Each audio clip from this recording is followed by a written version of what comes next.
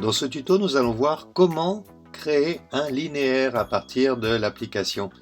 Pour ce faire, nous allons aller dans la section Mes projets, créer un projet, nous allons l'appeler Rasage Carrefour.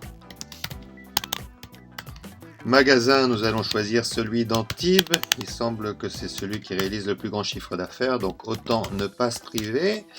Et la catégorie Rasage, voilà, nous sommes déjà dans notre projet, nous observons que nous avons 3 petits carrés qui vont nous permettre d'accéder à toutes les fonctionnalités de l'application. Le premier consiste à pouvoir élaborer le meuble, le second y disposer des produits et le troisième réaliser des analyses d'espace. Nous voici donc dans le premier carré. Ce que nous pouvons faire d'ores et déjà, c'est observer les propriétés de ce meuble que nous avons par défaut. C'est un meuble donc de 2 mètres de haut. La largeur sera définie au niveau de ce que nous appellerons le module. Mais très important, nous observons la profondeur du meuble. C'est la profondeur maximale du meuble. C'est-à-dire que toutes les étagères que nous devrons et que nous pourrons disposer à l'intérieur de ce meuble devront mesurer moins de 40 ou 50 cm.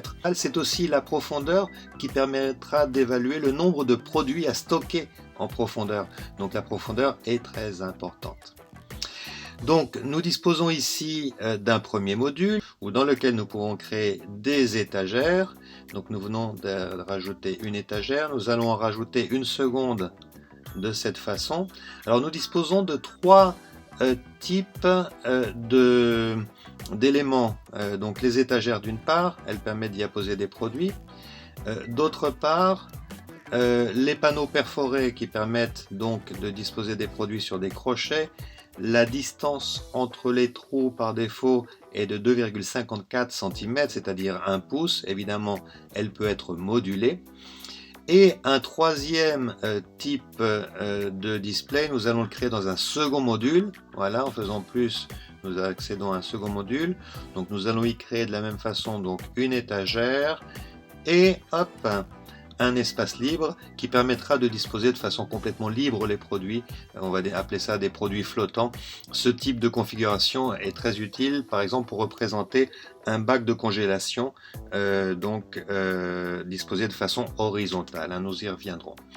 Vous avez compris donc que pour créer un nouveau module, nous appuyons sur la touche plus. Shift plus nous permet de dupliquer le module donc à l'identique, comme c'est le cas ici.